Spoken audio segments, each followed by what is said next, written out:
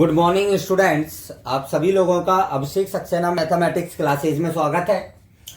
आज हम sequent and series का लेक्चर नंबर 10 स्टार्ट करने जा रहे हैं। लेक्चर नंबर 9 में हमने गुणोत्तर श्रेणी स्टार्ट की थी, ज्योमेट्रिक प्रोग्रेशन, जिसमें हमने ज्योमेट्रिक प्रोग्रेशन की डेफिनेशन प्लस जनरल टर्म एनवा पद एवं अंत से एनवा पद ज्ञात करना सीखा था। आज लेक्चर नंबर 10 में हम स्टार्ट करेंगे गुणोत्तर श्रेणी के एन पदों का योग, sum of nth term of GP. गुणोत्तर श्रेणी के एन पदों का योग। सभी स्टूडेंट ध्यान से देखेंगे गुणोत्तर श्रेणी के एन पदों के का योग। सबसे पहले हम मान लेते हैं कि माना गुणोत्तर श्रेणी का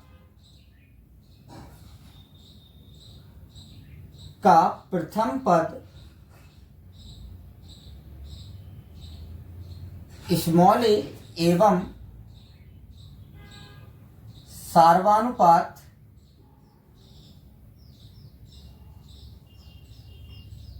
स्मॉल आर है। तो श्रेणी क्या होती है आपकी? श्रेणी बनती है a r S n equal to a plus a r plus a r square dot dot dot plus a r की पावर n माइनस 1। ये आपकी गुणोत्तर श्रेणी होगी। तो सभी इसके जो फार्मूला होता है वो दो केसों में होता है, जब r 1 से बड़ा हो, जब r 1 से छोटा हो। वैसे तो दोनों का ही मीन सेम है। सभी स्टूडेंट ध्यान से देखेंगे कि S n equal to sum of n terms होता है a इंटू आर की power n minus 1 upon r minus 1। ये होता है आपका r is greater than 1। r is greater than 1 के केस में ये फार्मूला होता है। और यदि आपको अंतिम पदों के रूप में निकालना है तो अंतिम पदों के रूप में आता है आपका l r minus a upon r minus 1। दूसरा case S n equal to a into 1 minus r की power n upon 1 minus r, जब r इज लेस देन 1 हो, 1 से छोटा हो। और अगर लास्ट टर्म आपको गिवन है तो इस कंडीशन में फार्मूला होता है a minus l r upon 1 minus r, r is less than 1। ये आपका जीपी का फार्मूला होता है आपका। आप सभी स्टूडेंट को इसको याद रखना है। अब हम सीखेंगे इस फार्मूले की उत्पत्ति।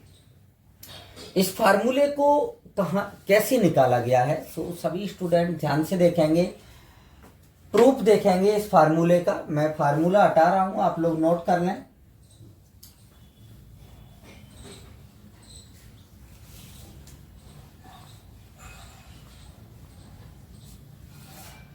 सभी स्टूडेंट ध्यान से देखेंगे फार्मूला। हम क्या करेंगे, दोनों तरफ कॉमन रेशियो से मल्टीप्लाई करेंगे। किससे मल्टीप्लाई करेंगे? r से मल्टीप्लाई करेंगे दोनों साइड्स। सभी स्टूडेंट ध्यान से देखेंगे और इस सीरीज को हम पलट कर लिखेंगे। कैसे लिखेंगे? पलट कर लिखेंगे। तो मैंने क्या किया, दोनों पक्षों में मैं r से गुणा करने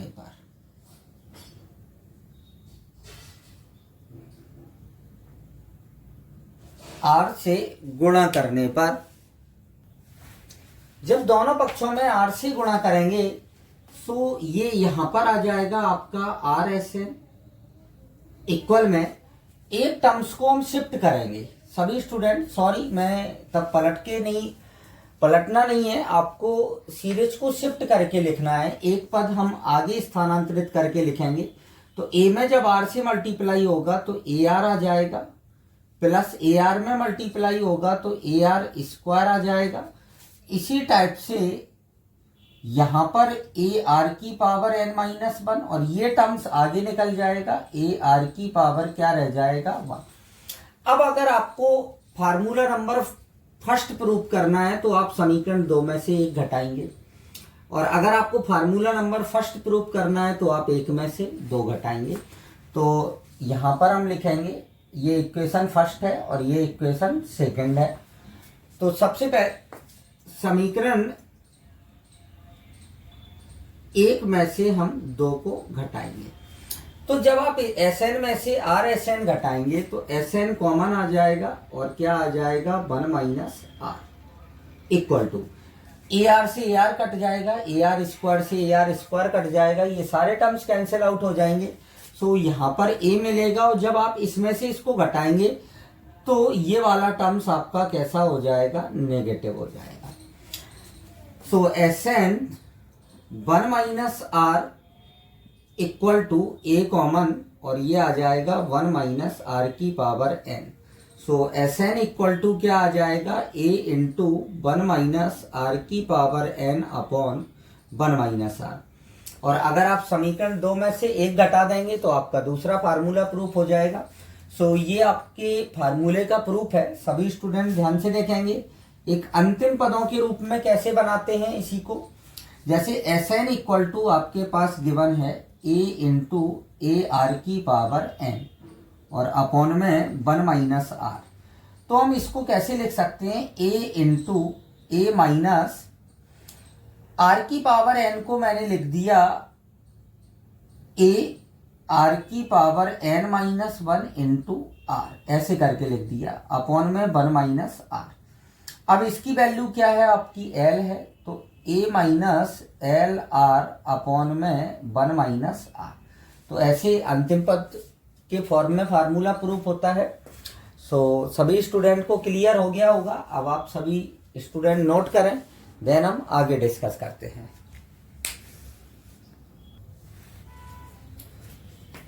अभी हमने गुणोत्तर श्रेणी के n पदों का फार्मूला सीखा है।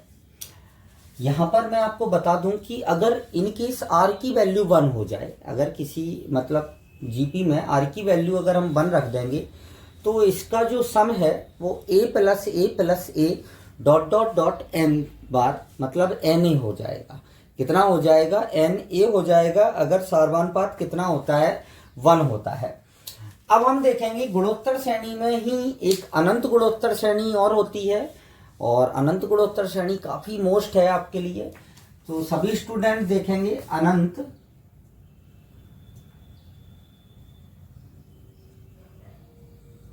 गुणोत्तर श्रेणी का योग।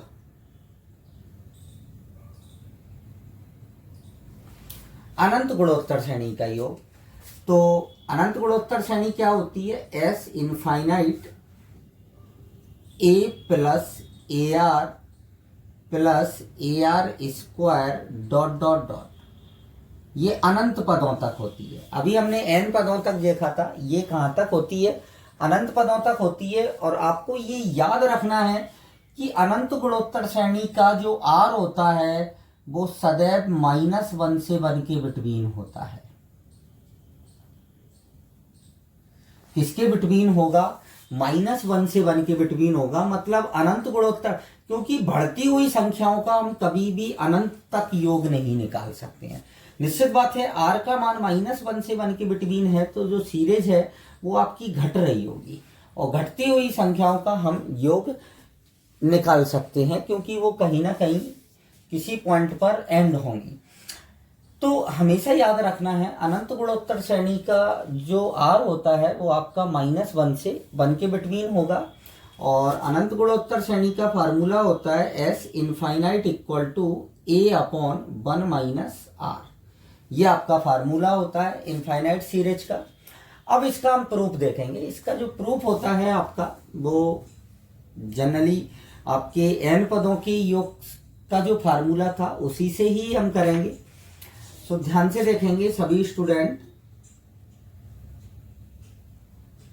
जब r की वैल्यू 1 थी तो हमने Sn का जो फार्मूला था वो क्या लिखा था, A इंटू 1 माइनस आर की power n upon 1 minus are.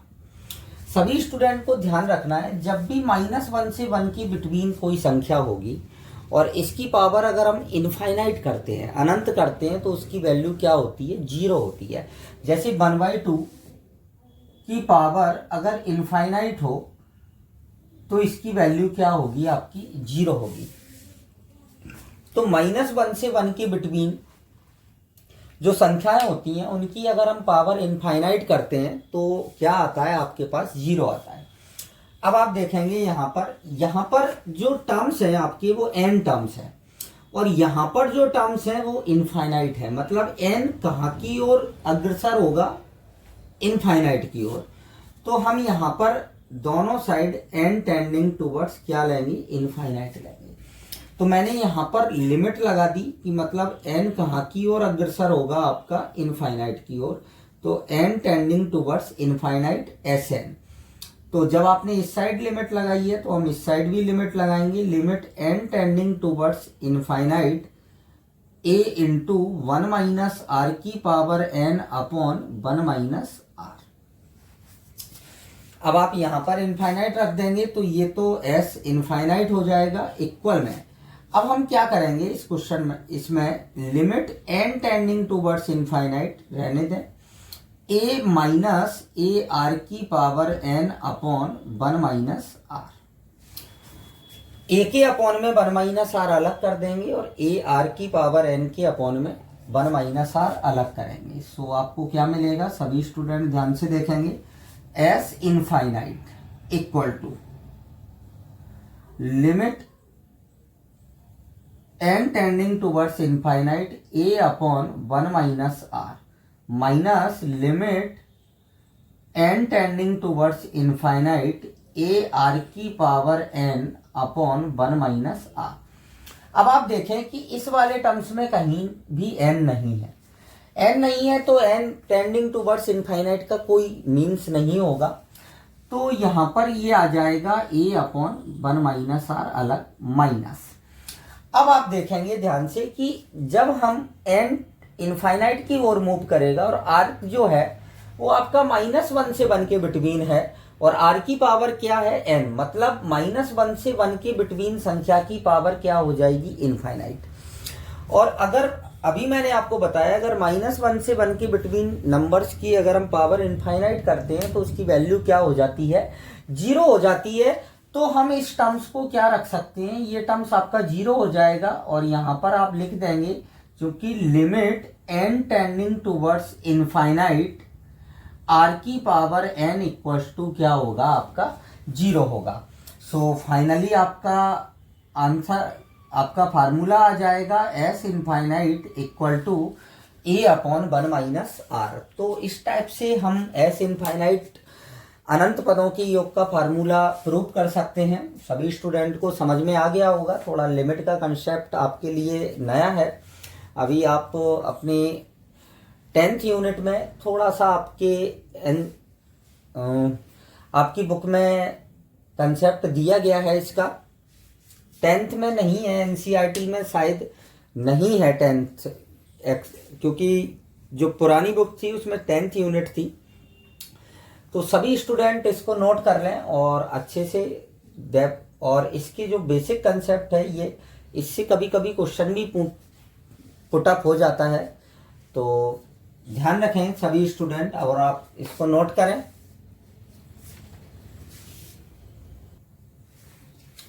यहां से अनंत गुणोत्तर जो श्रेणी थी आपकी, अनंत पदों वाली गुणोत्तर श्रेणी, उसमें कभी कभी कोई ऐसे भी क्वेश्चन पुटअप कर लेता है कि अगर कोई गुणोत्तर श्रेणी वर्धमान है, मतलब बढ़ रही है और उसमें अनंत पद हैं, तो उसका योग क्या होगा? तो याद रखना है सभी स्टूडेंट को कि अनंत गुणोत्तर श्रेणी सदैव ह्रासमान होती है, घटती हुई होती है, इसीलिए हम उसका सम निकाल पाते हैं। अगर कोई वर्धमान गुणोत्तर श्रेणी है जो कंटिन्यूअसली बढ़ रही है, जैसे हम लें 2, 4, 8, 16, 32, इस टाइप से जो इनफाइनाइट तक बढ़ रही है, तो उसका जो सम होगा वो आपका इनफाइनाइट ही होगा।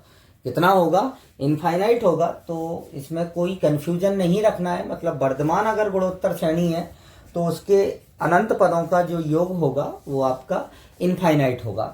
अब आता है गुणोत्तर श्रेणी के पदों का चयन। हमने ये समांतर श्रेणी में भी पढ़ा था। गुणोत्तर श्रेणी के पदों का चयन।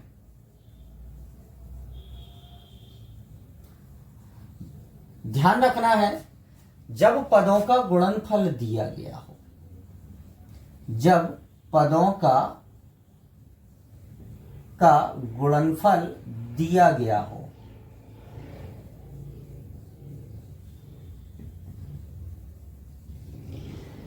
आप लोगों को याद होगा जैसे समांतर श्रेणी में पदों का चयन हमने पढ़ा था, तब मैंने लिखाया था जब योगफल दिया गया हो। इसमें गुणनफल मतलब इन पदों का हमें मोस्टली उन्हीं क्वेश्चंस में यूज करना है जिनमें आपको पदों का गुणनफल पहले से ही गिवन हो क्वेश्चन में, तो उस कंडीशन में इन पद का ही यूज करना है। और अदरवाइज अगर पदों का गुणनफल नहीं दिया है तो आपको अपना सिंपल जो गुणोत्तर श्रेणी थी ए आर स्क्वायर, इन्हीं का यूज करना है। सो ध्यान से देखेंगे सभी स्टूडेंट, यहां पर हम लिखेंगे पदों की संख्या,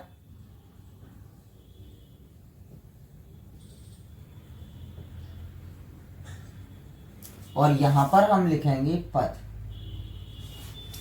पदों की संख्या। जैसे 3 टर्म्स लेना हो आपको तो 3 टर्म्स आप कौन से लेंगे, ए अपॉन आर, ए और ए आर। अब आप देखें जब समांतर श्रेणी में योगफल होता था तो डी कट जाता था। इन तीनों का अगर हम गुणा करते हैं, मल्टीप्लाई करेंगे तो आर से आर कट जाएगा, यहां पर ए मिलेगा और आपको इजीली ए की वैल्यू फाइंड आउट हो जाएगी। तो इसीलिए बोला जाता है जब पदों का गुणनफल दिया गया हो। जब आपको 4 टर्म्स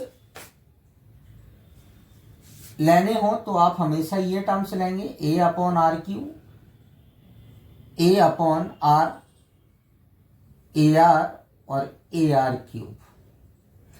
मैंने ये बात आपको पहले भी बताई थी कि इसमें जो कॉमन रेशियो है, सार्वानुपात है,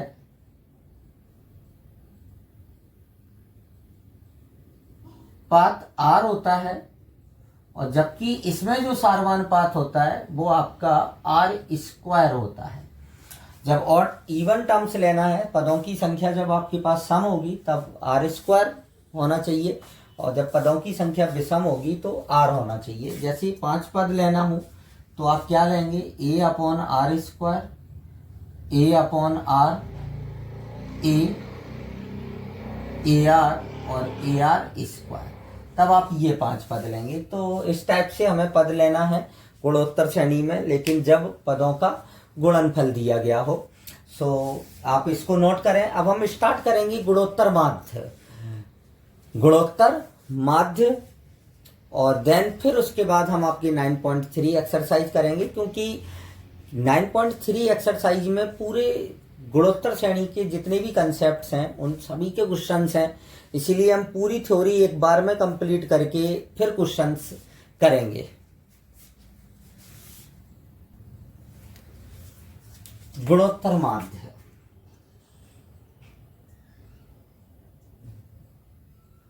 इसको हम जीएम शॉर्ट फॉर्म क्या बोलते हैं, जीएम बोलते हैं, जियोमेट्रिक मीन, गुणोत्तर माध्य। जैसे ए बी सी गुणोत्तर श्रेणी में है,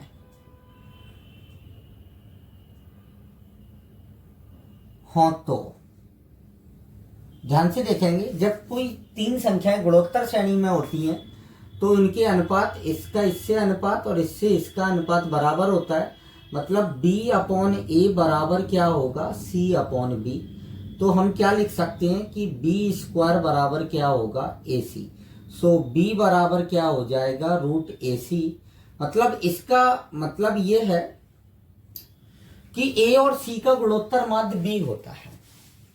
ए और सी का गुणोत्तर माध्य क्या होता है, बी होता है। आपको ऐसे कई क्वेश्चंस मिलेंगे आपको जिसमें आपको कंसीडर करना पड़ेगा कि ए और सी का गुणोत्तर माध्य क्या है, बी है। अब जैसे दूसरा नंबर ए और